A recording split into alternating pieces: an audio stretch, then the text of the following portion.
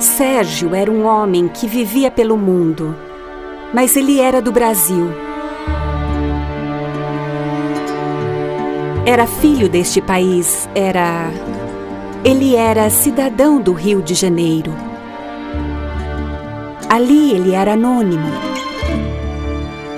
Podia ser ele mesmo. Sérgio tinha um hábito bem sedimentado. Toda vez que chegava ao Rio de Janeiro, ele corria para a casa de Gilda, sua mãe. Largava a bagagem, corria para a praia, até seu ponto favorito e se jogava direto no mar. E assim que fazia isso e mergulhava a cabeça no mar, ele emergia e dizia: "Ah, agora sim, eu cheguei."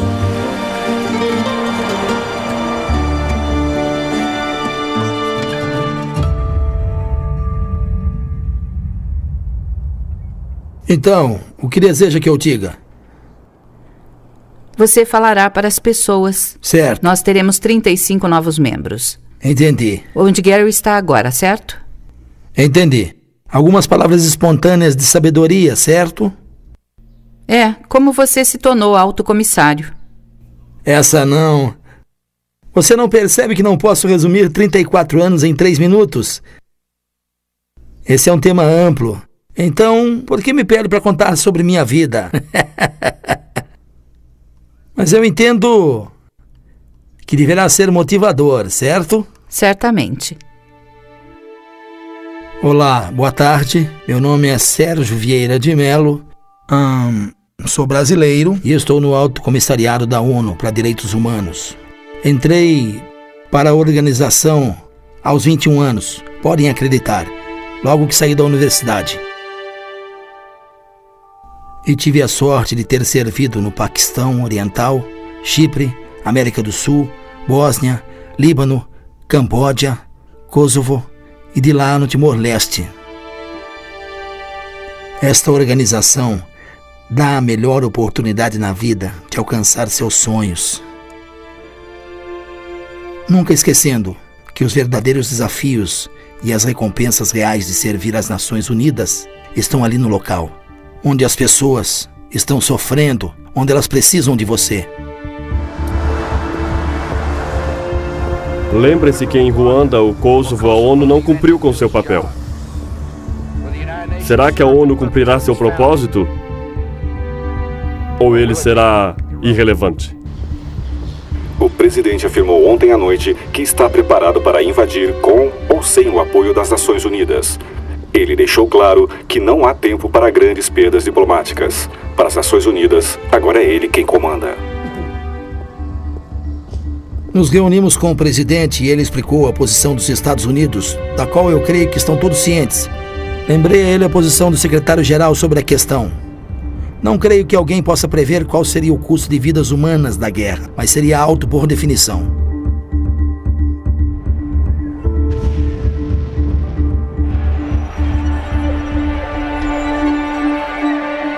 O conflito no Iraque e a destituição de Saddam têm sido altamente polêmicos. A questão tem sido contestada por muitas pessoas da comunidade internacional. Por isso, achei que seria de imensa importância que a ONU tivesse um papel principal. Os países que relutaram firmemente em ir à guerra acabaram tendo que ceder. Vamos concordar que todos nós temos interesse em ver o Iraque estabilizado. Vamos enviar uma missão. Uma missão da ONU. E mais importante ainda, vamos enviar o mais carismático, a pessoa mais experiente em todo o sistema de gerenciamento e prevenção de conflitos, construções de nações, cuidados aos refugiados, como quiserem. Vamos enviar este homem, que é conhecido como uma mistura de James Bond e Bob Kennedy. Vamos enviar Sérgio. Pedi pessoalmente a ele para assumir a função no Iraque. Eu disse: você é a pessoa certa para esta função e espero que a aceite. Sei que Bush se encontrou com ele e o considerou altamente qualificado. Portanto, foi de consenso geral que se ele pudesse ser persuadido, ele seria a pessoa certa. Ele nunca quis o trabalho no Iraque, mas naquela semana ele me ligou para dizer que acabara de receber um telefonema de Nova York, no qual o secretário-geral o chamara. Perguntei a ele se seria para falar do Iraque e que ele já tinha uma posição clara em relação ao Iraque. Sérgio, com os amigos, foi categórico. Nem pensar. Estão loucos? Acabo de receber uma nova missão, estou aqui com Carolina. O interesse e as pressões aumentaram e ele foi ficando mais interessado e acabou influenciado pelo caráter da questão. Era o palco central de ação internacional da ONU em 2003. Pedi ao Sr. Sérgio de Mello para servir como meu representante especial. Ele conduzirá os esforços da ONU no Iraque nos próximos 4 meses. Ele foi ao Iraque com um grupo de especialistas em constituições, eleições, policiamento e refugiados, os melhores e mais brilhantes da comunidade internacional. Ele achou que tinha tudo o que precisava para o sucesso, e a forma como ele definia sucesso era um fim rápido para a ocupação e uma transição tranquila e pacífica para um futuro independente pós-Saddam mais promissor. Nós enxergamos o nosso papel como aquele que apoia os iraquianos para substituir o quanto antes a coalizão e recuperar totalmente sua soberania. Ninguém gosta de ficar sob ocupação. E sempre me pergunto como me sentiria se eu visse tanques estrangeiros nas ruas do Rio de Janeiro, minha cidade natal. Eu não gostaria. Eu iria querer que chegasse ao fim bem rápido e que nem tivesse acontecido em primeiro lugar. 19 de agosto de 2003.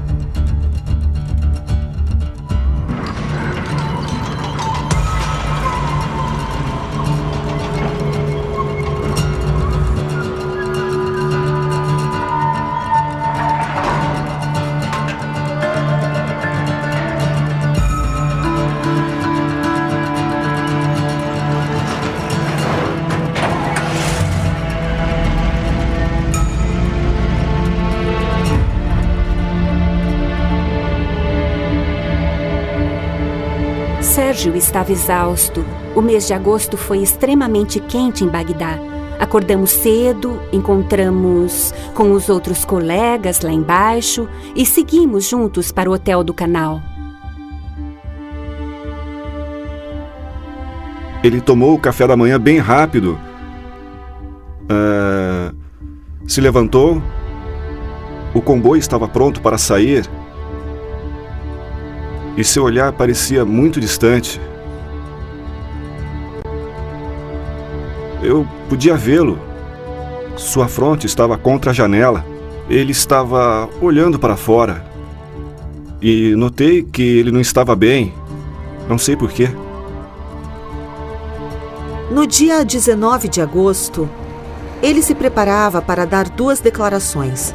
2 críticas abertas à coalizão por seu uso excessivo da força. Ele sabia que os americanos enlouqueceriam e, mesmo assim, Sérgio viu que, se não desse esse passo, a ONU continuaria cada vez mais a ser vista como cúmplice dos Estados Unidos. Ele tinha uma reunião com Paul Bremer. O comboio já estava pronto para ir.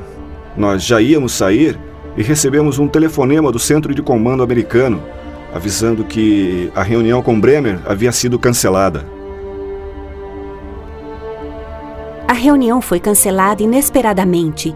Então acabamos ficando no escritório e ele me ligou na hora do almoço para almoçar com ele. Eu disse que iria ficar trabalhando sem almoçar e que sabia que à tarde ele teria uma série de reuniões e que nos encontraríamos de novo.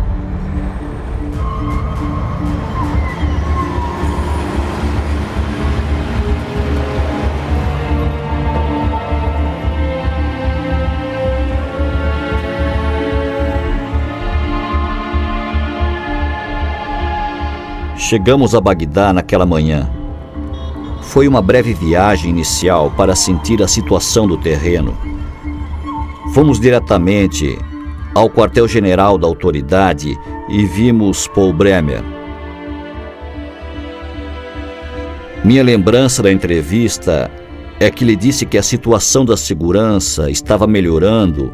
De fato, realmente estava indo muito bem. Dali fomos para as Nações Unidas. Queríamos ouvir do Sérgio o que ele achava que a ONU havia conseguido realizar. Chegamos cedo para a reunião. Alguém chegou e nos conduziu, creio que ao 3º andar, até o escritório do Sérgio. Eu disse para Sérgio que estava tudo bem. Ele se levantou e foi se sentar com os convidados. Sérgio estava em sua mesa, organizando alguns papéis. Então ele veio até nós e se sentou conosco. Eu me sentei de frente para ele, a apenas alguns metros dele.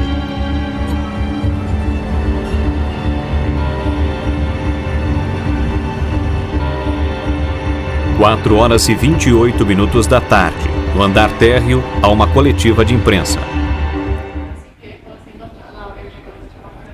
Respondendo sua pergunta, jornalista, acho que ficará surpresa com os altos índices de baixas que nós temos, principalmente de modo tão inesperado.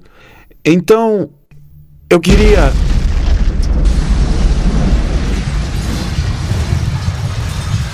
Fiquem calmos! Fiquem onde estão! Fiquem onde estão! Não se mexam! Fiquem onde estão! Fiquem onde estão! Acalmem-se, por favor! Vamos manter a calma! Cuidado! Fiquem onde estão! Acalmem-se! Calma! Calma! Tenham cuidado! Tenham cuidado! Não se mexam! Fiquem onde estão! Calma! Calma! Por favor, acalmem-se! A primeira coisa que fiz foi verificar se não estava ferido. Se tinha meus braços e pernas, não podia ouvir. Então pensei, meu Deus, meu chefe. Quando ocorreu a explosão, pensei que fosse um morteiro. O que indica que, mesmo depois de muitos anos em Beirute, ainda podemos nos enganar. Quando Gassan se levantou, ele tinha um aspecto muito estranho, um sorriso de que estava bem. E disse para irmos ver o que tinha acontecido com as pessoas. Então eu peguei o telefone, a gravata, o paletó, o laptop, o passaporte e saí. Então constatei que havia muita gente gritando, chorando, sangrando. Podíamos ver sangue em todo canto. Nas paredes do corredor havia corpos. Não sabíamos se vivos ou mortos. E coisas queimando. Cheiro de queimado, de sangue. Eu me levantei e vi Mona Rishimaui vindo em minha direção. Ela estava me olhando e havia sangue escorrendo da testa dela. Então eu vim até o primeiro andar e meu marido estava no primeiro andar. E eu o chamei.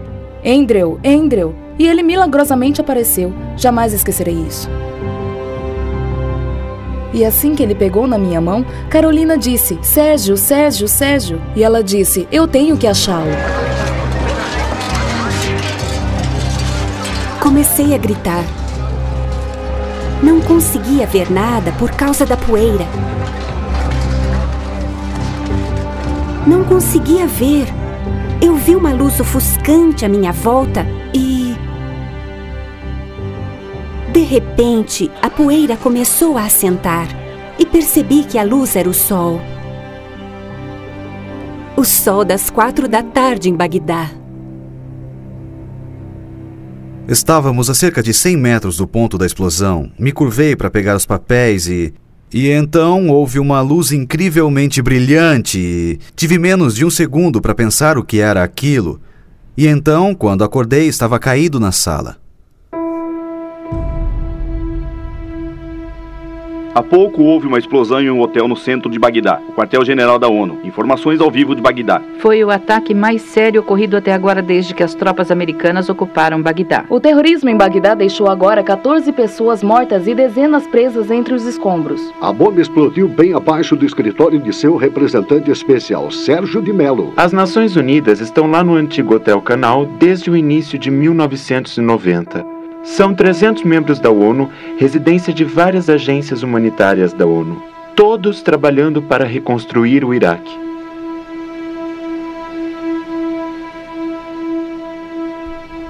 Eu entrei e vi Bonaventura,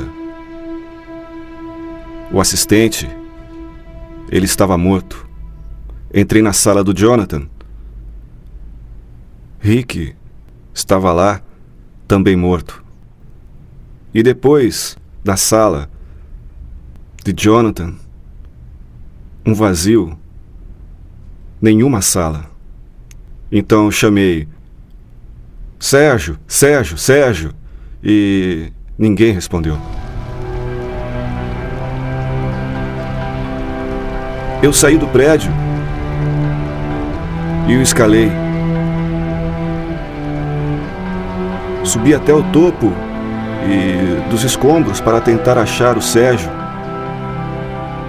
E havia comigo um australiano, Jeff, o adido militar de Sérgio. Eu chamava, parava, escutava, andava 1 metro, chamava, escutava. Havia outro homem correndo pelos escombros, de uniforme militar americano. Perguntei, quem é você? E ele disse, eu sou Bill. O cavaleiro de boné azul da ONU chegou e perguntou alguma coisa sobre onde estavam os outros e eu disse que não havia outros, que era eu e o capitão naquele momento. Eu quis ir até o prédio fazer um reconhecimento interno para ver. Eu devia estar louco por pensar em entrar no prédio. Mas os bombeiros têm esse problema. Nós entramos em prédios em chamas enquanto os outros saem correndo dele.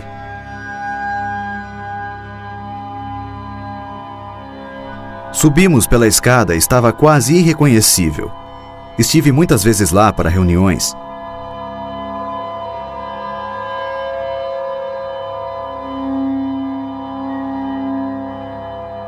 Enquanto andávamos, eu olhava e, a certa altura, vimos uma pequena luz embaixo. Quando olhei lá, vi 2 pessoas.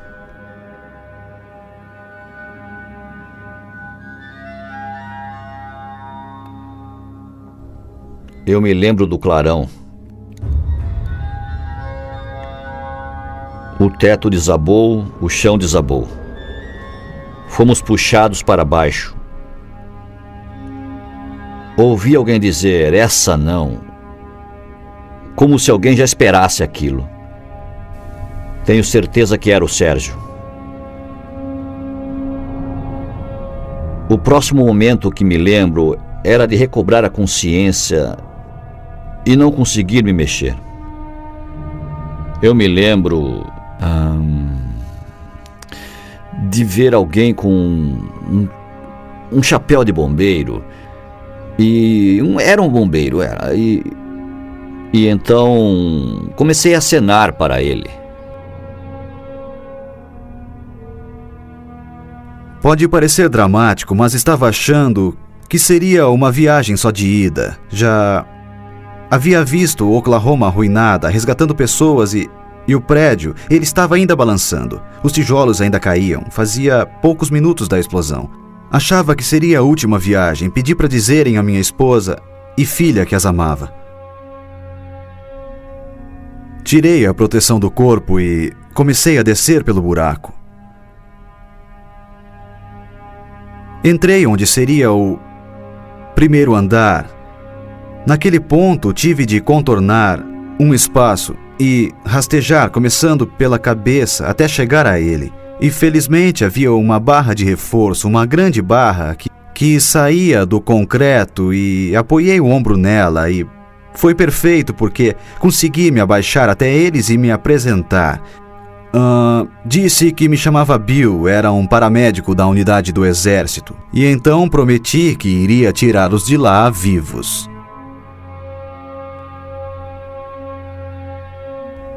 Lembro de dizer meu nome para aquela pessoa que me chamava de Gil. Lembro de pouca coisa. Um cavalheiro disse que se chamava Gil. Estava bem na minha frente. Havia outro cavalheiro, ele disse que se chamava Sérgio. Enquanto conversávamos, ele começou a dizer: acho que não era para abandonar. Eu disse para não se preocupar, que iríamos retirar os dois. Então ele disse: não abandonem a missão. Naquela altura eu ainda nem sabia quem era ele. Então ele perguntou pelos outros, quantos haviam morrido, quantos estavam feridos, se sabia o que havia acontecido. De repente percebi que ele era alguém que estava no comando e não um simples funcionário. Ele fazia perguntas como um verdadeiro chefe. E então eu entendi. Aquele era Sérgio de Mello.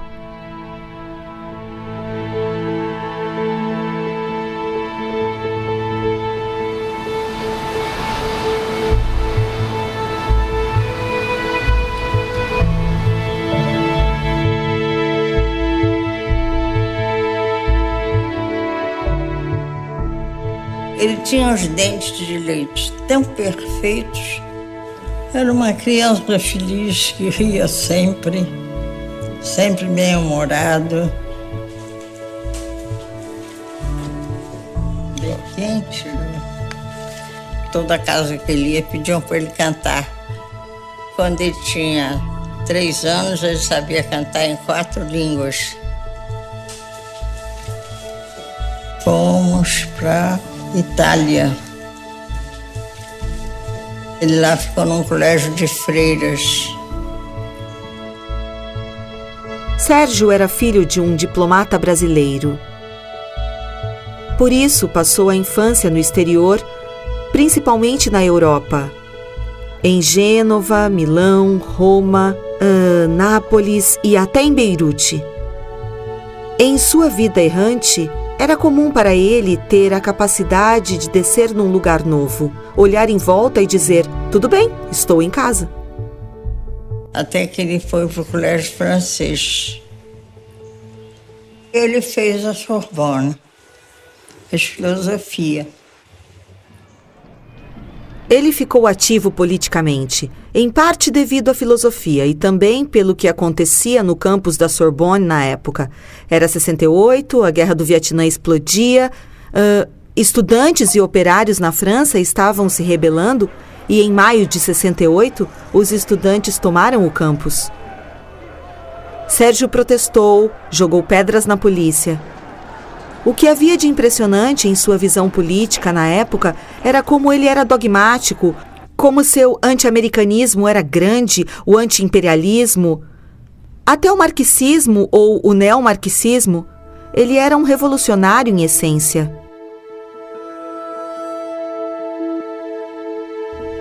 Ele se formou na Sorbonne em maio de 69. Um de seus melhores amigos morava em Genebra e Sérgio, procurando emprego, foi morar com ele. Ele fez algumas entrevistas em organizações internacionais e terminou no Alto Comissariado da ONU para Refugiados. Aqueles de nós que entraram nos anos 70 trabalharam nas questões do terceiro mundo. Era oportuno, se expandiam rapidamente. Havia uma ordem interessante não só de ajuda, mas também de proteção. Era politicamente ativo nas fronteiras problemáticas e áreas de conflito. O momento decisivo de Sérgio com seu novo emprego aconteceu na sua primeira missão em campo, que foi em Bangladesh. Lá, Sérgio foi instruído para ajudar a abrigar, fornecer comida, estabelecer alguma estratégia política pela qual aquelas pessoas pudessem retornar aos seus lares. Ele se encontrou. De repente, ele viu a pobreza extrema, grande número de refugiados, e os ideais que o haviam motivado ganharam vida, ganharam alma. Ele percebeu que não era apenas um homem de ideias, mas se quisesse tornar os ideais reais, teria de ser um homem de ação. Encontrei Sérgio pela primeira vez em Suazilândia, em 76, mudando as crianças de Soweto, que haviam sido atacadas saindo de Suazilândia para a Tanzânia. Era uma operação muito delicada. Havia segurança sul-africana por todo lugar, mas nós as evacuamos por Moçambique. Sérgio era o chefe em exercício desse alto comissariado em Maputo. Conheci Sérgio Vieira de Mello no Camboja e na Tailândia, quando o Khmer Vermelho estava sendo tirado do poder, gerando uma imensa crise de refugiados. Foi isso que levou toda uma geração de pessoas ao esforço humanitário internacional. Isto pertenceu a um homem. Olha só. Pessoal, vai Sérgio era a pessoa mais fascinante e carismática daquela área. Como um sujeito tão carismático assim poderia estar fazendo esse tipo de trabalho? Ele era uma das estrelas, sem dúvida a que brilhou mais. Ele era o principal mago, mediador, gerente, massageador de egos. Poderia soletrar seu sobrenome? Vieirademelo. A missão consistia em retornar entre 350 e 400 mil refugiados que já viviam principalmente nas fronteiras com a Tailândia, nos campos de refugiados por um longo período de tempo. De retorná-las antes das eleições que estavam programadas para acontecer. Sérgio estava convencido de que o único jeito de fazer da repatriação um sucesso era trabalhando com o Khmer Vermelho. O que foi polêmico, porque eles eram o que eram. Sua principal liderança tomara parte de um regime genocida.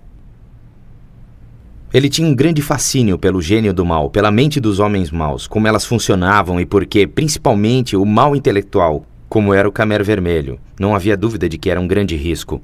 Tudo foi feito, digamos, de uma forma não convencional. Havia um local de reunião que era no meio do nada. Nós não tínhamos ideia de para onde estávamos indo. E lembro que o motorista do Sérgio o considerou um louco. Tivemos de andar por campos minados. Não havia contato por rádio. E ficava 1h30 de trator até o minúsculo assentamento do quartel-general.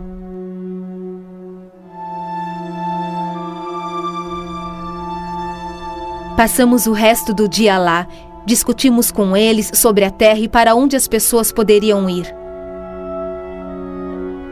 Foi uma experiência extraordinária.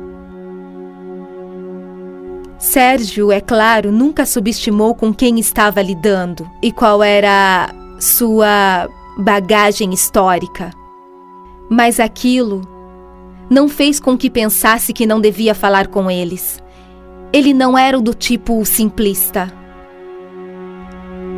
Criminosos de guerra, meus amigos, são como a autobiografia podia chamar. Ele estava inclinado a ter uma visão mais ampla. do que muitos de nós. E eu teria um enfoque dogmático dos direitos humanos, que aqueles homens eram criminosos de guerra e que deveriam ser julgados. Ele me disse para descer da minha empáfia. Acho que foi um avanço. Era a primeira vez que a ONU e talvez os estrangeiros nessa questão mantinham contato com a estrutura governamental oficial do Khmer. Sérgio finalmente conseguiu convencer alguns líderes do Khmer Vermelho que aquela cooperação com a comunidade internacional era uma abordagem mais construtiva e mais do interesse deles do que a sabotagem. Ele conseguiu alguns sucessos concretos de um compromisso internacional longo e bastante caro no Camboja. O retorno de 400 mil cambojanos aos seus lares.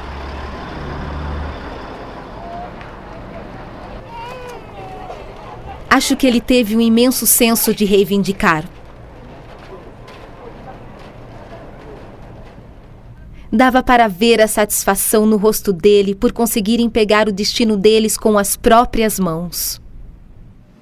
Que sejam abençoados com felicidade, a paz duradoura e a prosperidade. Estamos todos aqui apostando pela paz. Iremos a partir desta manhã e com profunda emoção escoltá-los para casa. Obrigado. Daquele ponto em diante, ele não era só a história de sucesso da ONU ou uma história de sucesso humanitária. Ele era um indivíduo a quem os governos se referiam como um solucionador de problemas, de entraves, um apagador de incêndios, alguém que poderia colocar diante do perigo, poderia falar com as pessoas mais perigosas do mundo, ele conseguiria de algum modo achar uma saída. Eu já olhava ele como um 007, não morre. Eu perguntei a ele, Sérgio, por que você vai para esses países, para esses que estão em conflitos, perigosos? Aí ele ria e não respondia.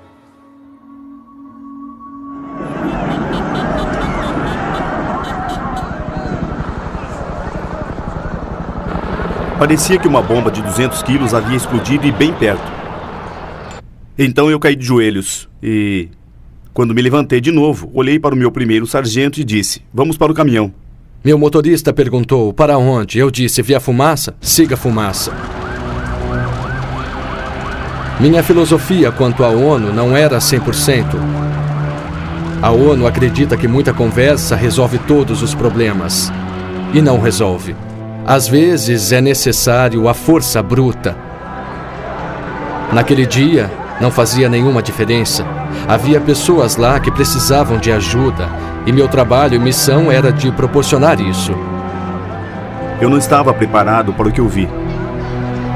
Um grande caos. Gente ferida para todo lado.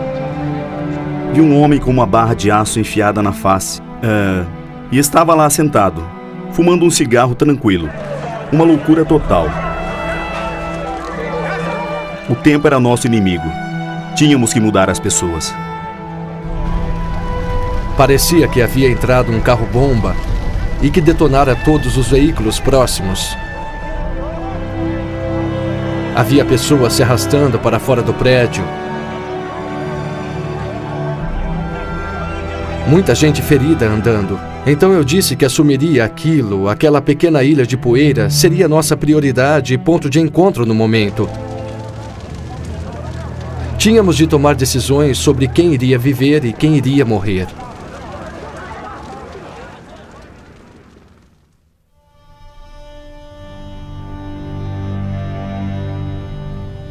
Uma das coisas que temos no mundo médico civil é a hora crítica. Consiste em levar alguém a um centro de trauma em 1 hora. Se ele pode chegar lá, tem uma boa chance de sobreviver, pelo menos no mundo ocidental. Àquela altura, não ouvi ninguém chamando. Só aquele pequeno local lá dentro estava mais quente do que se imagina. Ambos os homens estavam cobertos de tijolos e escombros da cintura para baixo, no Sérgio estava quase sobre o peito. Não dava para ver se havia algo quebrado ou fora do lugar, mas ele estava totalmente coberto. Tinham vários ferimentos na extremidade mais baixa. A perna do Gil estava dobrada. Sérgio devia ter muito peso sobre ele, pois teve ferimentos de esmagamento. Consegui introduzir um soro em Gil, mas não consegui pegar Sérgio o suficiente para o procedimento. Eu não conseguia chegar lá sem me deitar em cima do Gil. Sabia que não tínhamos equipamento pesado e que o único jeito de tirarmos esses homens era da forma tradicional. Comecei a tirar 2 tijolos de cada vez, jogando-os para fora. Eu voltava para baixo, pegava mais 2 tijolos e tentava deixá-los descobertos.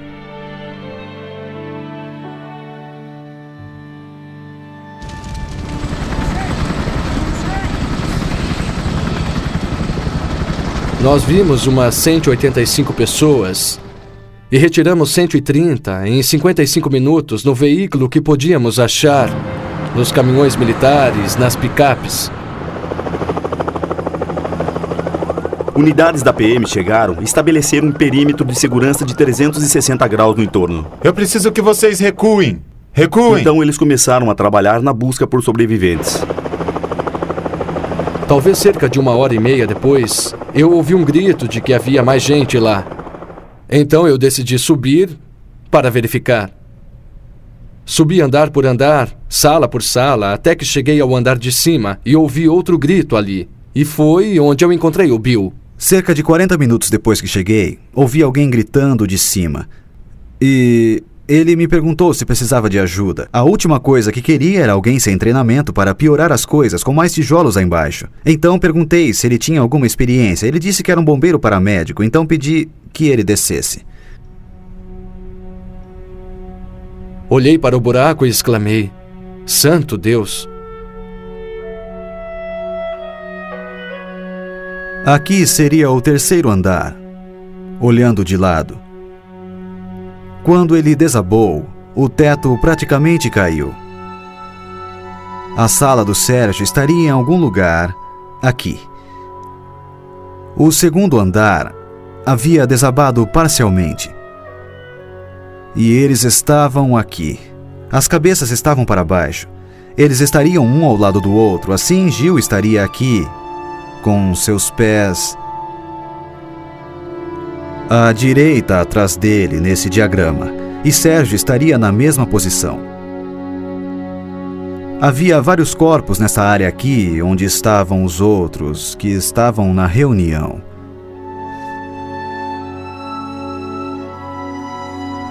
Tratamos todo mundo na emergência igual.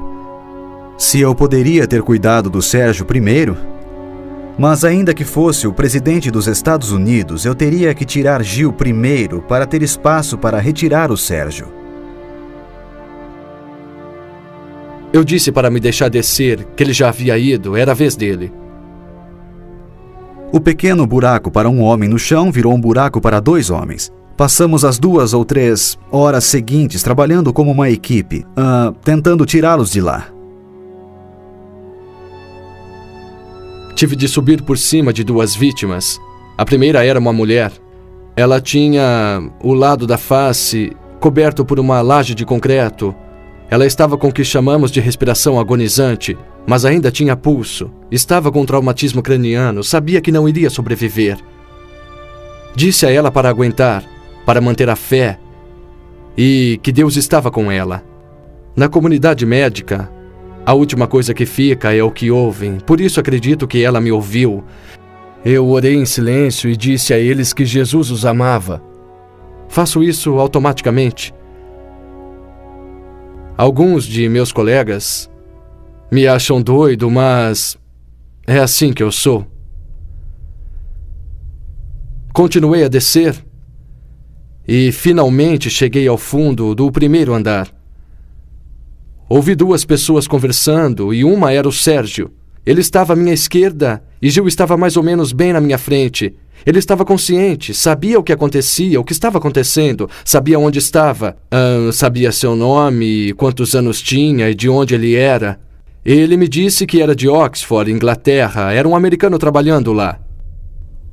Dizem que eu estava consciente na maior parte do tempo, Mas eu não me lembro.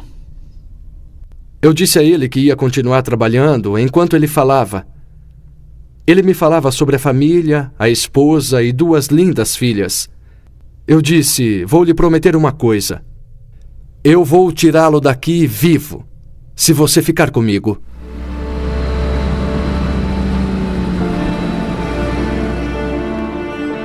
A terra estava ardendo.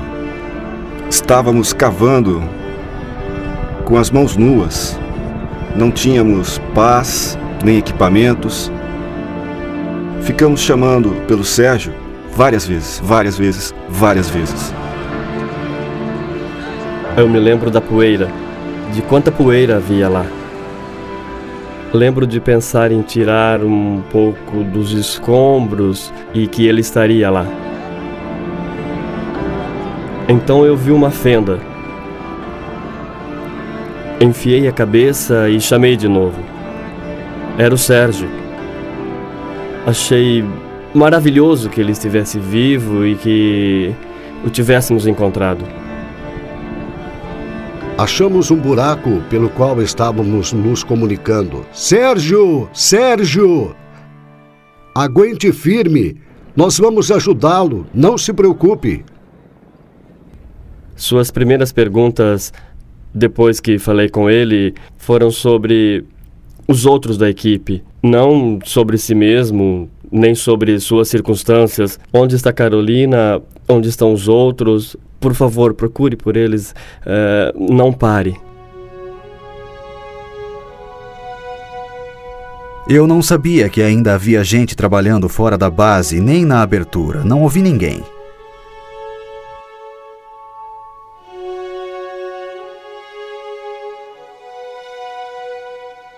Naquela altura, gritei para um de meus sargentos.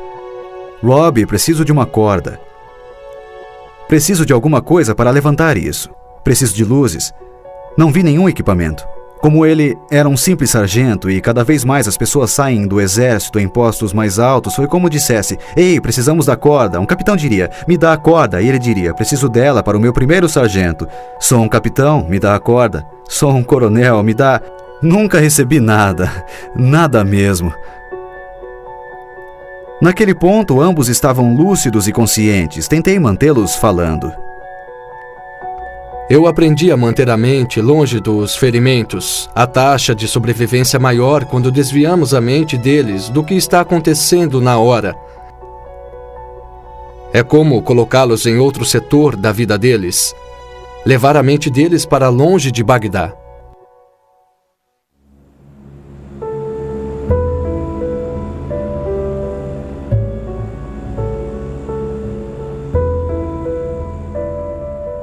Um momento produtivo na vida de Sérgio foi quando o Timor-Leste se libertou da Indonésia depois de muita luta e genocídio. Precisávamos de um oficial graduado da ONU para ser, com efeito, o presidente, o poder, numa área que não fazia mais parte da Indonésia e ainda não era um país independente.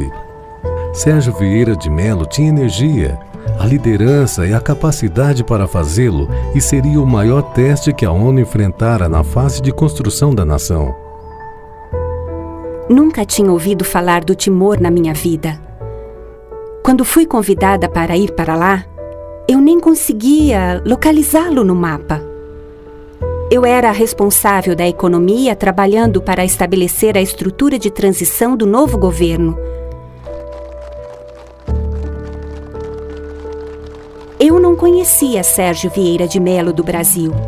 Minha parte do governo o conhecia como Resg, representante especial do secretário-geral. Certa manhã, estava correndo na estrada da praia e vi um homem correndo com alguém que parecia ser um guarda-costas. Ele passou e... olhei para ele e olhei para os dois, e então eu vi que era o Resg. Enquanto olhava, pensei, puxa vida, sou uma mulher correndo sozinha, por que ele precisa de guarda-costas ao lado? Que covarde! Os dois homens que detêm o futuro imediato do Timor-Leste em suas mãos desfrutam de uma recepção calorosa numa cidade do Timor-Leste. Neste dia, Xanana Gusmão está sendo coroado rei da regência. Ao seu lado, o homem que detém o verdadeiro poder no Timor-Leste hoje. Sérgio Vieira de Mello é o líder legal do Timor-Leste para os próximos 2 anos, enquanto é feita a transição até a independência total. Ali, Sérgio, um rapaz que, com 20 anos, pregava contra o imperialismo, jogava pedras na polícia parisiense e, de repente, estava no comando, era o vice-rei. As Nações Unidas deram a Sérgio todos os poderes de um ditador, mas ele nunca impôs nada. Ele estabeleceu um conselho consultivo que consistia dos grandes líderes timorenses e, mais tarde, um gabinete, incluindo esses grandes líderes do Timor-Leste. E ele nunca tomou uma decisão da qual os timorenses discordassem. Atenção, o Timor-Leste terá um corpo representativo que será eleito pelo povo para conceber uma Constituição do povo. Esta é uma conquista muito importante. A democracia parece estar num estado bastante saudável de fato. A primeira vez que conversei com Sérgio foi num jantar formal. Cheguei muito cedo e então aconteceu que a única pessoa que estava lá, a primeira pessoa a chegar, foi o Sérgio. Ninguém mais estava lá, por isso começamos a conversar. Ele me disse que sabia que eu era da Argentina, que ele havia passado os primeiros dias de vida na Argentina, em Buenos Aires. E fiquei surpresa em saber disso. Enquanto ele me contava isso, deixando-se levar pelas lembranças, todo mundo chegou de repente. Então nossa conversa foi interrompida. Foi naquela hora, naquele mesmo dia, que estabelecemos uma conexão e gostamos um do outro.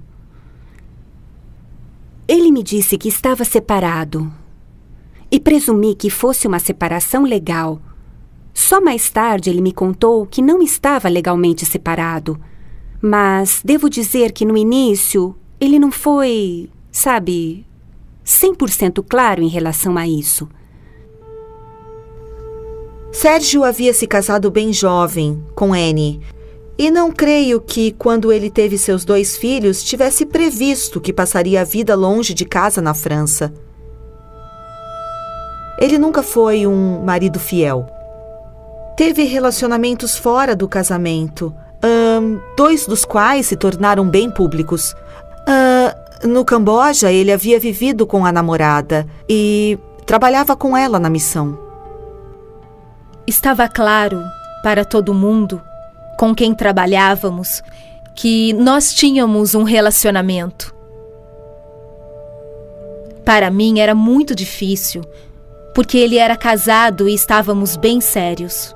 Nunca conheci a esposa dele, mas ela certamente sabia. Sérgio tinha olhos para as mulheres e gostava da companhia delas. Bastante.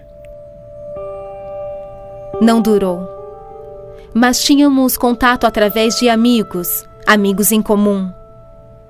Então eu me lembro de receber um e-mail dele que ele havia enviado para os amigos mais próximos pouco antes de partir para o Iraque. Ele dizia: estou tão feliz estar mudando para uma fase da minha vida em que estou começando a ter uma vida pessoal e estou ansioso de que esta será minha última missão. E então quero ter um estilo de vida mais normal e começá-lo com Carolina. O que me lembro daquele e-mail foi que ele estava pronto para se estabelecer e começar a apreciar a vida.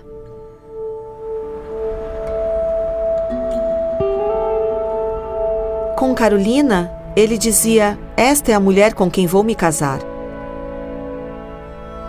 Ele usava uma aliança com o nome dela, ela usava uma aliança com o nome dele. Ele iniciou o processo legal para terminar o casamento com a ideia de começar uma nova vida com Carolina. Ele realmente queria uma segunda chance de ter uma família. Acho que ele se arrependia de não passar muito tempo com os filhos. Por outro lado, ele não mudava o comportamento. Ele se sentia atraído intelectual e emocionalmente pelo trabalho que fazia. Ele era ambicioso. A carreira era muito importante para ele e acho que ele também sentia que o estava fazendo bem. Naquele esquema geral, passar tempo com os filhos acabava sendo menos importante. Mas a verdade é que se ele tivesse sido um homem de família, não teria realizado o que realizou.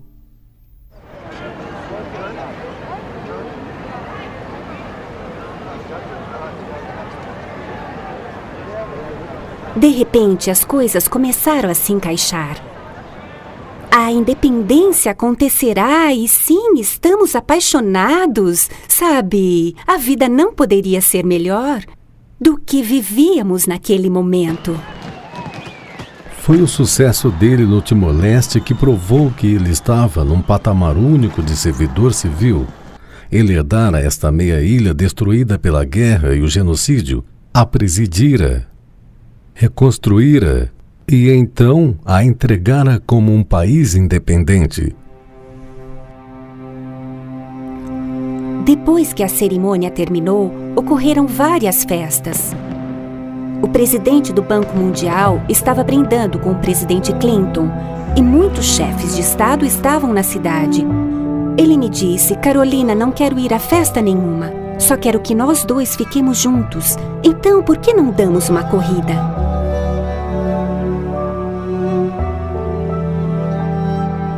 Enquanto corríamos, os timorenses o reconheciam e diziam: Ei, vejam, lá vai ele! Eu podia ver Sérgio sorrindo de orelha a orelha, acenando para as pessoas enquanto dava adeus ao Timor-Leste. E várias vezes depois, ele me levava de volta àquele momento.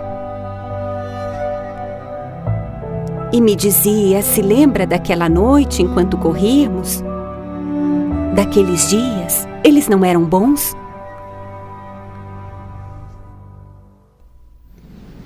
Vamos examinar a posição do Oriente das Nações Unidas na Indonésia. Quando se deslocarem para dividir o maior país do mundo islâmico, Osama Bin Laden emitiu uma declaração dizendo que os jihadis deveriam se preparar para atacar o mundo todo, não só os Estados Unidos, mas as Nações Unidas. Em nenhuma circunstância, nenhum muçulmano ou pessoa sã deve recorrer às Nações Unidas. E as razões para o apelo era de que as Nações Unidas ajudaram a desmembrar a Indonésia, o maior país muçulmano do mundo, e que ele havia extraído Timor-Leste da pátria muçulmana, a Indonésia. E Bin Laden dava o sinal de que as Nações Unidas eram um alvo.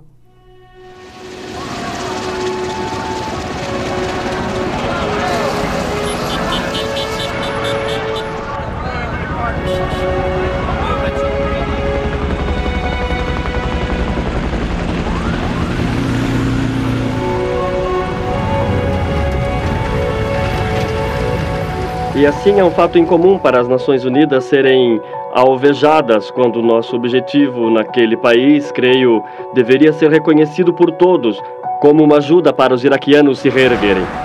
Um representante especial da ONU, Sérgio de Mello, estava lá no edifício, quando o carro-bomba explodiu bem embaixo de sua janela. Ainda não temos nenhuma informação sobre a extensão dos feridos e estamos buscando mais informações.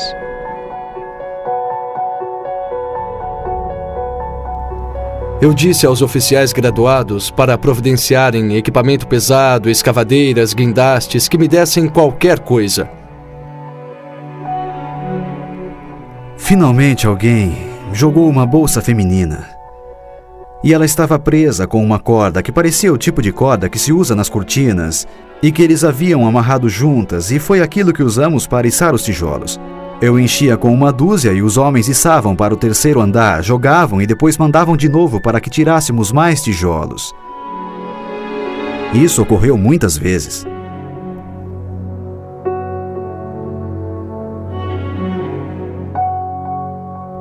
Isso durou horas, até haver espaço suficiente para eu mover o Gil ou o Sérgio um pouco. Sérgio se moveu um pouco, mas toda vez que eu o movia, ele sentia dores, e toda vez que eu o movia, a poeira e as paredes se mexiam. Então não tive meios para sustentar as paredes porque eu não tinha tábuas de sustentação nem nada parecido. O material não chegou rápido o bastante. Não havia unidades no comando, nenhuma unidade no salvamento. Eram os bombeiros americanos, canadenses da Europa Ocidental que iriam precisar de equipamento para escorar e estabilizar o prédio para tirá-los. Eram nossas mãos, uma bolsa e uma corda.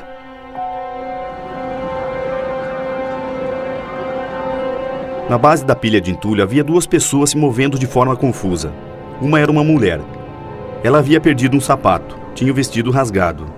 Eu não sei que língua ela estava falando. Não era inglês. Disseram a ela várias vezes para ir ao ponto de coleta de feridos, mas ela ficou vagando por ali.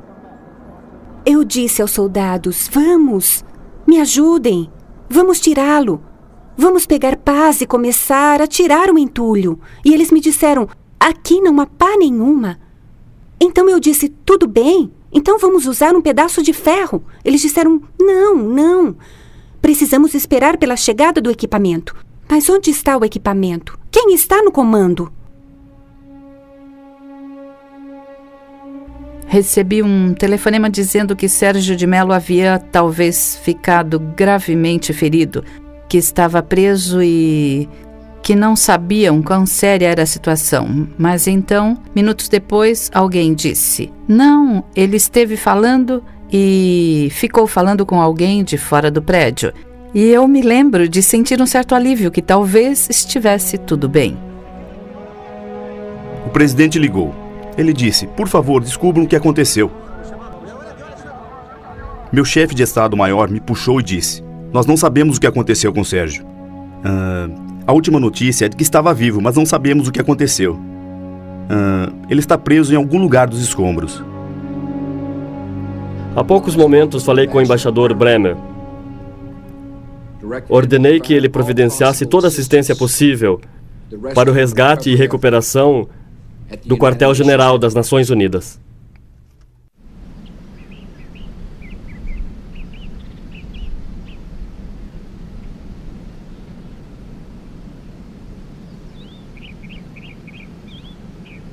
Querem fazer perguntas ou querem saber por mim? Certo? O presidente logo se dirigiu a ele. Ele era elegante, era empenhado. Ele o conduzia na conversa com ele. Ele sabia que este era alguém que podia comandar uma sala.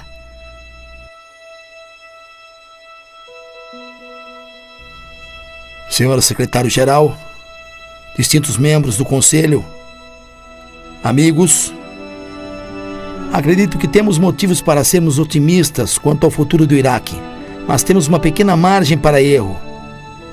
A presença das Nações Unidas no Iraque continua vulnerável para alguém que busque atingir nossa organização.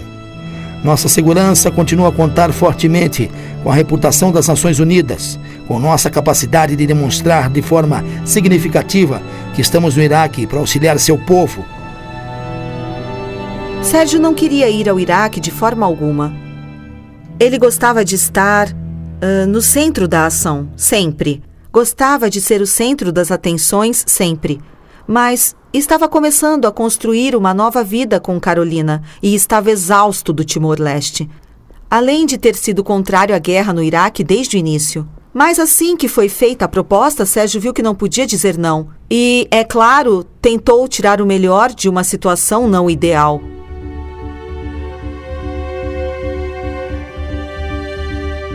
Jamais esquecerei dele escrevendo o discurso para a chegada em Bagdá. Acho que ele não teve a imprensa que esperava, porque Bremer havia convocado uma coletiva para si ao mesmo tempo, mas ele estava bem ciente de ser um evento histórico e também acho que ele sabia que tinha um terrível mandado do Conselho de Segurança. Não era uma missão de manejo político, não era uma missão humanitária, era uma missão conciliatória, sob ocupação americana. Mas se alguém poderia alcançar alguma coisa naquela situação politicamente confusa, essa pessoa seria Sérgio. A primeira coisa que ele queria fazer era ouvir. Ele foi a Basra, Mosul, Erbil, para todo canto, para todo lugar. Sérgio estava bem atento ao modo como os iraquianos viviam no cotidiano. Água, luz. Ele viu que era mais uma questão de dignidade humana. O que eu faço? Não tenho dinheiro. Para onde eu vou? Morro de fome? Me torno ladrão? Não Ei, precisa cara, fazer eu sou isso. formado em universidade. Ele não sabia muito, mas não fingia saber muito. Isso era uma coisa que logo se gostava nele, que ele estava disposto a ouvir, a aprender. Ele tinha uma vantagem. Todos estavam no início, querendo falar conosco. Não era o caso dos americanos. Estou aqui para ouvi-los. Estou aqui para aprender.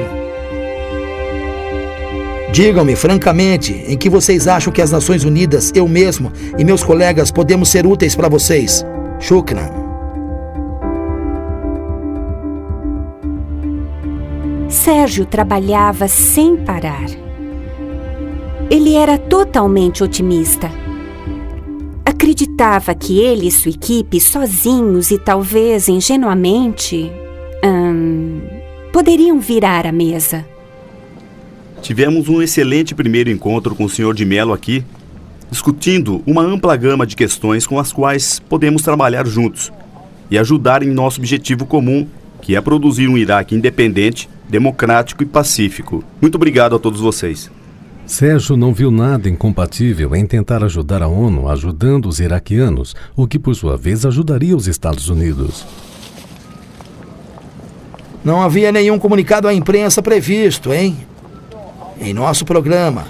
Ele não foi um cúmplice dos erros terríveis da administração Bush.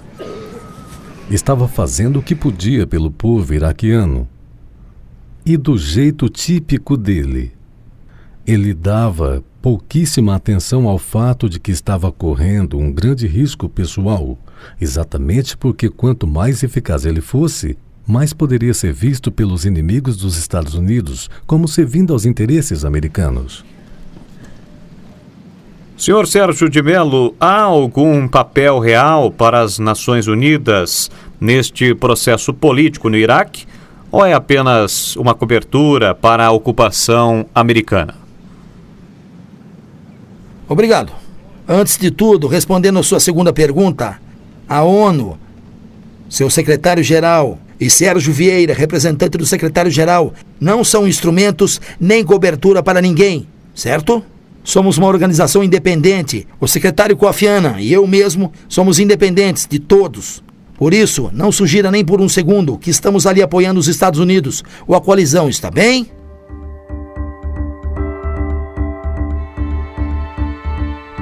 Na rua, havia pequenos pedaços de papéis azuis, quadrados e azuis, que diziam: Al-Qaeda ainda está aqui, ou coisa parecida. Alguém havia sido visto anotando os números das placas dos carros, entrando e saindo do prédio.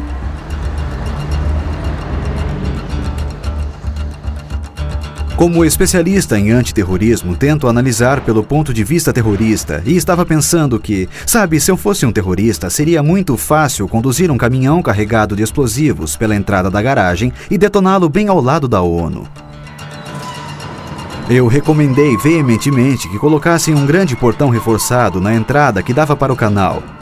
Mas era uma rua muito movimentada e estavam preocupados que o tráfego que tentasse entrar no estacionamento fizesse fila e provocasse acidentes. Eu respondi que seria preferível ter algumas colisões pequenas do que deixar alguém passar com um caminhão e explodir o prédio. Em vez do portão que eu havia recomendado, a 2ª Cavalaria havia fornecido a eles um veículo blindado de batalha Bradley e uma equipe que era responsável pelo estacionamento. Mais tarde, notei que o veículo havia ido embora e não havia nada lá além de um rolo de arame de concertina através da entrada e eu...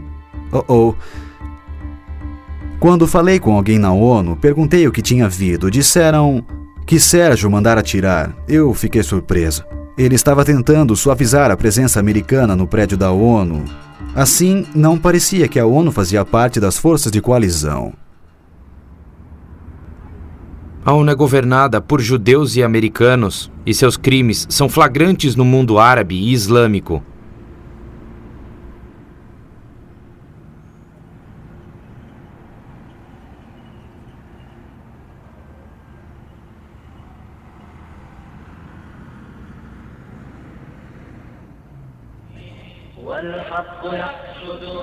Zarqawi me disse que precisava recrutar seguidores e angariar fundos, atingindo um alvo internacional.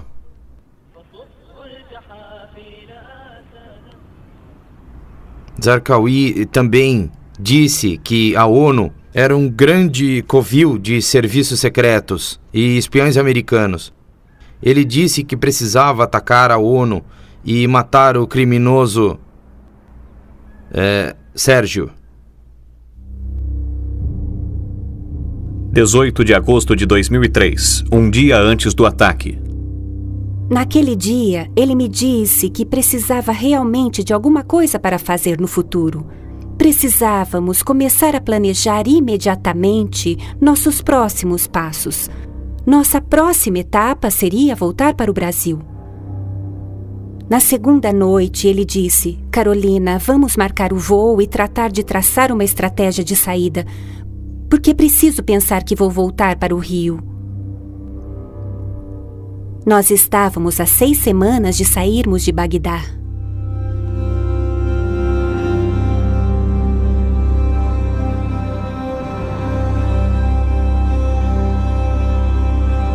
Dizem que o tempo voa quando está se divertindo. Eu não estava me divertindo nada, mas o tempo voava. A hora crítica veio e foi. Nós nem percebemos. Estava cansado. Tinha câimbras nas pernas e nos braços. Fomos guiados praticamente. Estávamos decididos que eles não iriam morrer nesse buraco.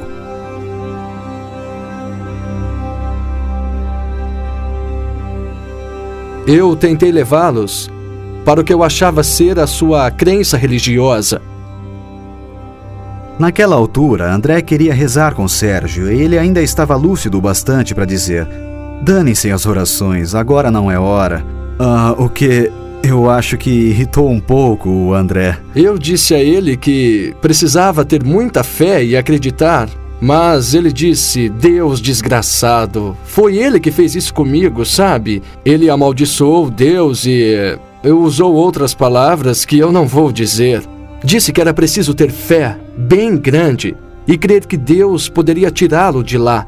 Sou seu salvador neste sentido, você tem de acreditar em mim. Nunca tive aquela experiência em 35 anos. Ninguém me disse: vamos parar para rezar. O que há de tão errado em orar com alguém, sabe? Isso não teria feito mal algum? Sérgio não queria participar daquilo. E ele... foi bem categórico. Não, ele não queria participar. Eu também não sou de rezar muito, eu não sei se falei com tato ou sem, nós não temos tempo para isso. Rezaremos quando os tirarmos, mas vamos tirá-los agora.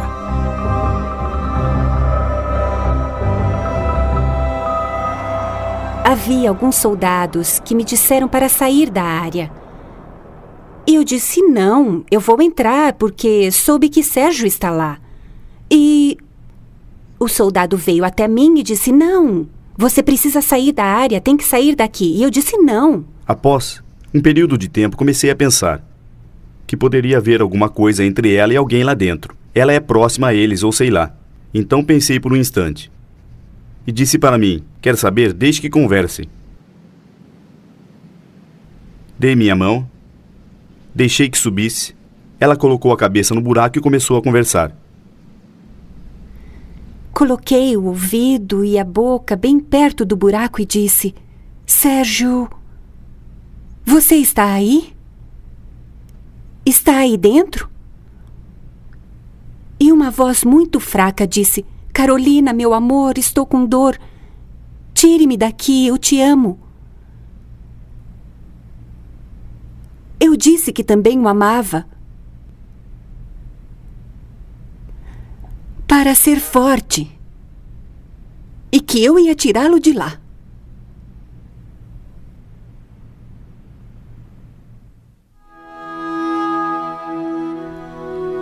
Àquela altura, Gil reagia a algum estímulo verbal, mas não muito, não se conseguia mais do que uma ou duas palavras em resposta. Temos que tirá-lo, nós sabemos que temos que tirá-lo agora. Mas o problema é que ele ainda estava preso pelas pernas. Onde Sérgio estava, Gil tinha de ser retirado primeiro. Eu disse, amigo, eu fiz o melhor que podia, e se não tirá-lo agora, nunca vamos tirar. Então ele disse, faça o que tem de fazer.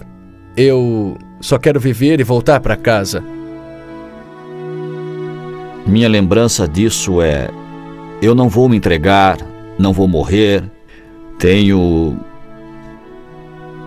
muito que viver. Sabe, pensei logo em toda a minha família. Uma decisão foi tomada e todos concordamos. O mais importante era que Gil estivesse pronto.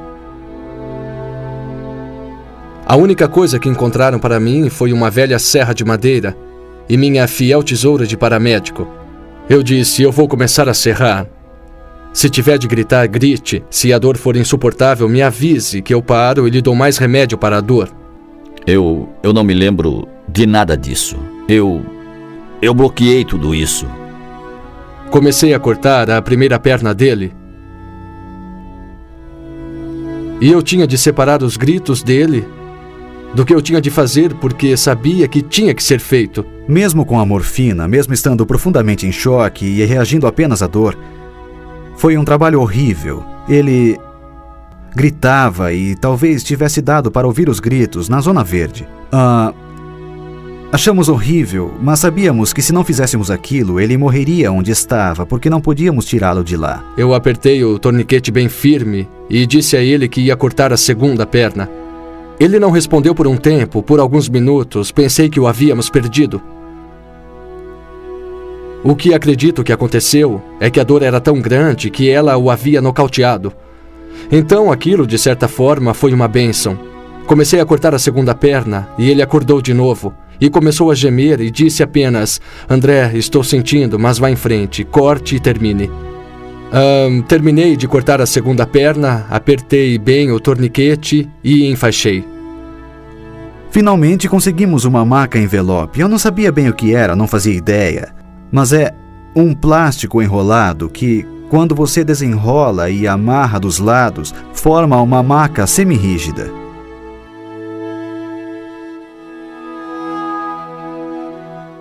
Eu coloquei nela da melhor forma possível, e a equipe em cima só estava esperando eu dizer, pronto, podem puxar. Então eles puxaram e puxaram. A barra de reforço bloqueava uma parte da pequena abertura e o corpo bloqueava a outra. Tentamos passar a maca por ela, mas não passava. Como não recebemos a serra de metais, não podíamos tirar a barra. Por isso, a única saída para suspender Gil era tirando a parte do corpo que estava presa. Então eu tive a indigesta tarefa de usar minha faca de combate de novo para cortar o corpo na metade, para que pudessem subi-lo. Se você acha que é fácil cortar uma perna, mesmo que a vítima estivesse morta e desfalecida, ainda assim, foi um trabalho difícil. Quando finalmente suspendemos Gil, eu olhei para ele e disse, Gil, você está livre, está em casa agora. Vou entregá-lo para os meus outros colegas e eles o levarão para os médicos. Minha família é minha âncora. Talvez eu soubesse que se saísse de lá, eles veriam a minha recuperação. Ele estava quase morto quando tirei de lá. Seus sinais vitais eram... Sabe, a pressão estava 6/4 e... eles o colocaram em um dos helicópteros de salvamento e o levaram.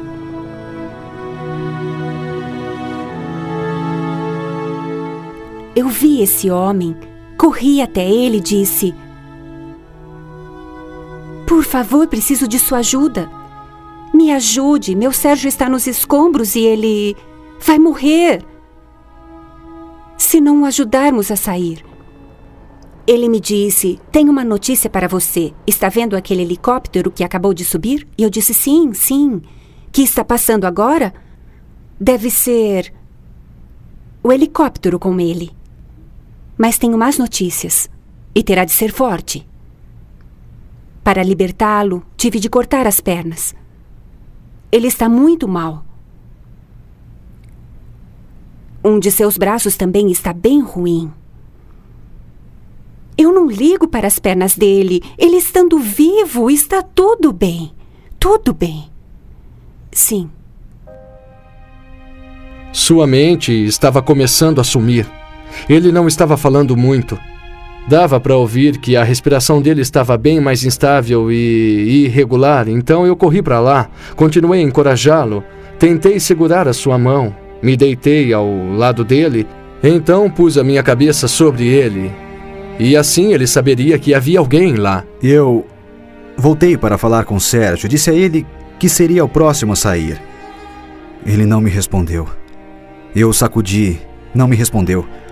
Procurei sentir o pulso, mas não havia mais. Nós não íamos tirá-lo e aquilo me atingiu como uma avalanche.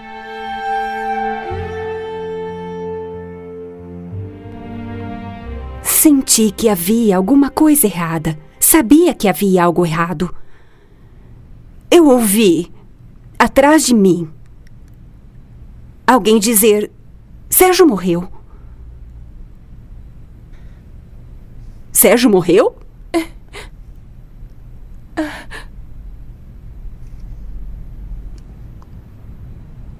Não. Não pode ser. Eu queria morrer. Ele me decepcionou. Realmente me decepcionou. Eu, de fato, acreditava que Deus enviara 2 milagres. Bill e eu mesmo. Éramos 2 anjos. E ele decepcionou a nós 2. E isso me doeu muito. Eu arrisquei a minha vida. Um estranho que desceu até lá segurou a mão dele para ajudá-lo e me decepcionou. Fiquei chateado, mas também sofro por ele, porque ele não acreditou no milagre. Nós só pedimos que ficasse vivo. Tenha força de viver. Tenha fé para sobreviver. Talvez estivesse dando uma ideia falsa quando dizia: para nós não nos preocuparmos com ele, tirem os outros primeiro. Talvez isso não fosse vontade de viver. Vejo isso como sendo bastante altruísta. Não acho que fosse falta de vontade de viver. Acho que foi uma tremenda boa ação. Eu disse a ele: prometo que vou tirá-lo daqui. E não tirei.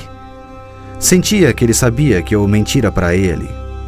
Até hoje talvez seja o fato que mais me incomoda, é que realmente eu achava que tiraria os 2 vivos.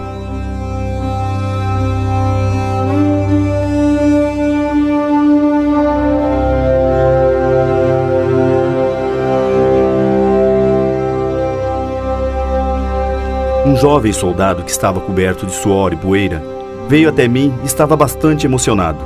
Ele disse: Senhor embaixador, tentamos salvar o Sérgio, mas ele morreu. Agora a imprensa clamava por uma entrevista. Eu não podia dizer que sabia que Sérgio estava morto porque não queria que a família dele soubesse dando uma declaração para a TV. Então tive de mentir. Com licença, senhor. Sérgio Vieira de Mello também parece ter sido ferido neste ataque. É verdade? Sim, isso mesmo. Neste momento, meu caro amigo Sérgio está em algum lugar lá embaixo.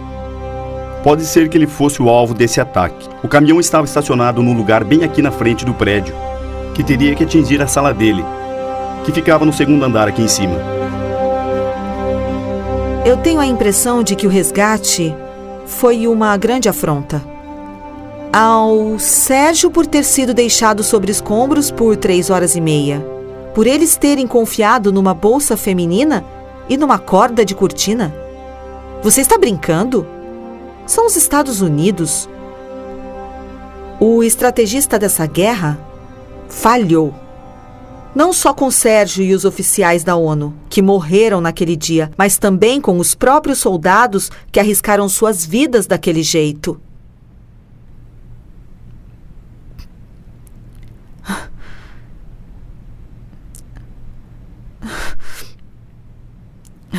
Terrível. Terrível. Mais tarde naquela noite, os assistentes de Sérgio ajudaram a resgatar o corpo dele. Ele estava deitado sobre a bandeira das Nações Unidas em sua sala, nos escombros.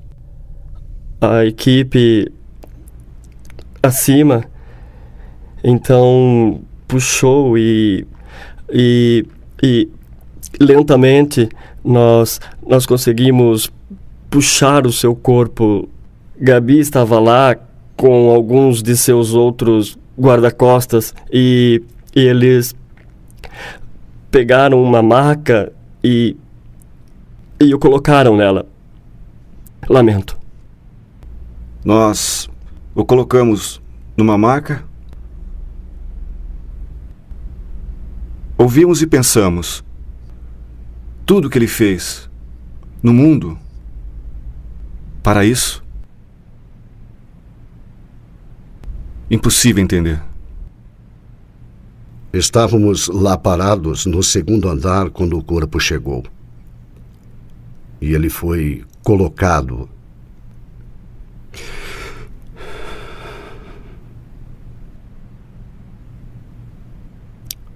E eu reconheci. Seu rosto estava totalmente intacto. E ele estava bonito, como sempre. Eu me lembro.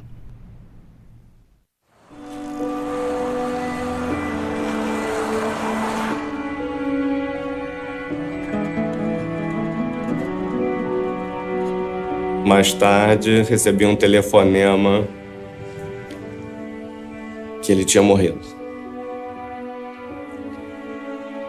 Tive vontade de chorar, de gritar, mas minha avó estava aqui e ela não sabia de nada. Me controlei o que pude.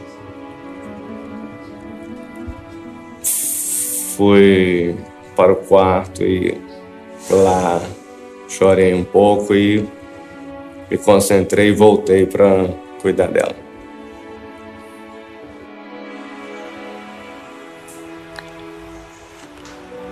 Foi o dia que o mundo desabou na minha cabeça.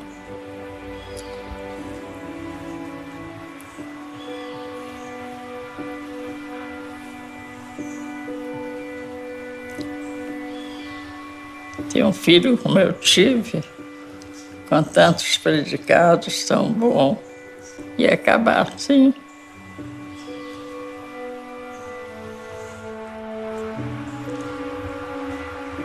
A falta que ele me faz é imensa.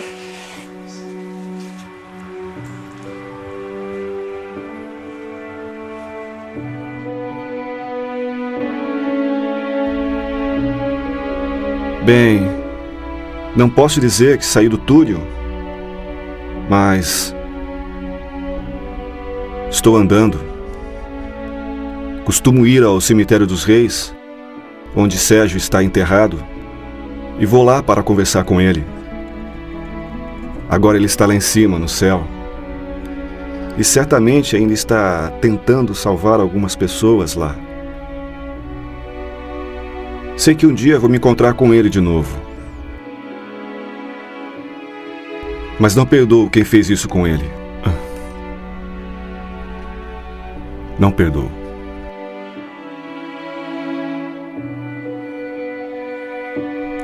Eu ficava muito impressionado com o seu estoicismo. Ele nunca pedia para si mesmo, só pedia para os outros. Nunca pediu nada para si mesmo como remédio para dor. Ele não parou de dizer, cuidem dos outros. E achei que alguém devia saber disso. Não sabia quem contatar, de onde ele era. Só sabia que seu chefe era Kofi Annan.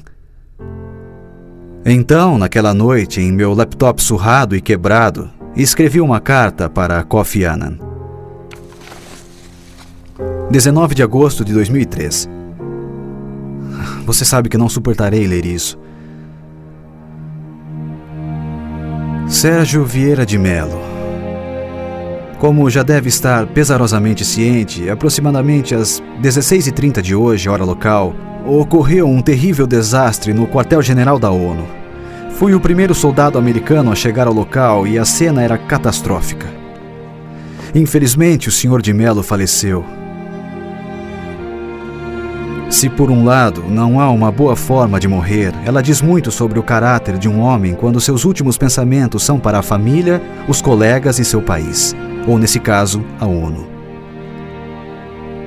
Lamento profundamente que não tenhamos cumprido nossa promessa de tirá-lo vivo. A ONU tem a sorte de ter pessoas do calibre dele trabalhando para ela. Eu cumprimento todos eles e espero que sua missão no Iraque seja concluída com sucesso. O Sr. de Mello era um humanitário de primeira grandeza. Será difícil de ser substituído.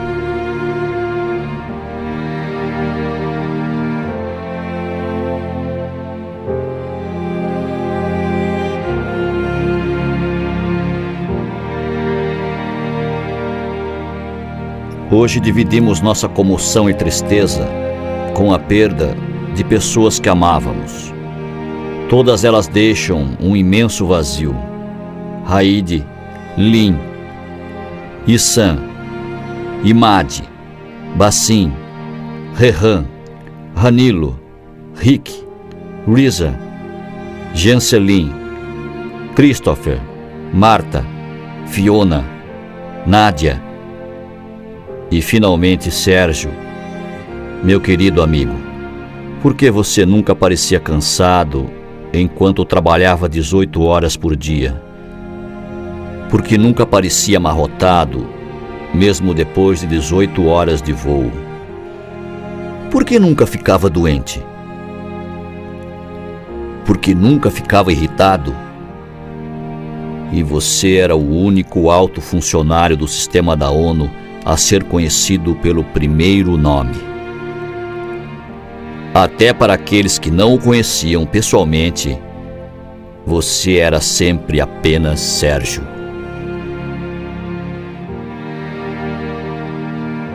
É confortador que, em todo o mundo, quer seja nas missões das Nações Unidas, nas organizações humanitárias ou nos governos, você tenha indivíduos que se perguntam: o que Sérgio faria?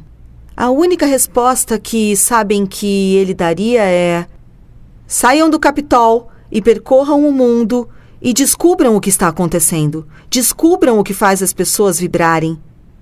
Respeitem a dignidade dos seres humanos cujas vidas estão em jogo aqui. Não as ameacem. Não tratem como uma massa. Lutem contra os homens maus. Sejam homens de ação, mas também nunca deixem de ser homens de reflexão. Gostaria de ter um tempo elástico e conseguir voltar ao passado. E esticar alguns dos momentos especiais até o máximo. Agora que sei que aqueles momentos acabaram e não voltarão mais,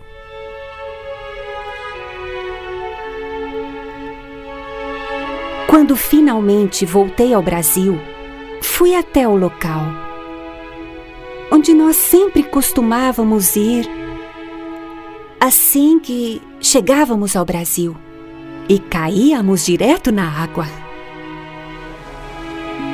Naquele instante, senti realmente a força do seu espírito e a bondade dele.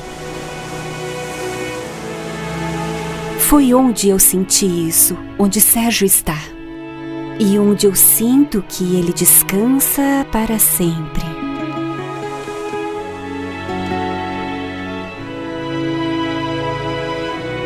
Minha mensagem é muito simples.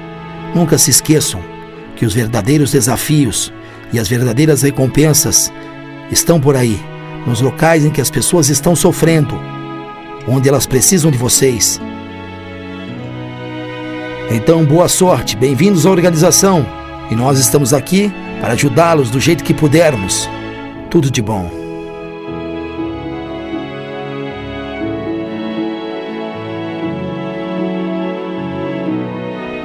Certo?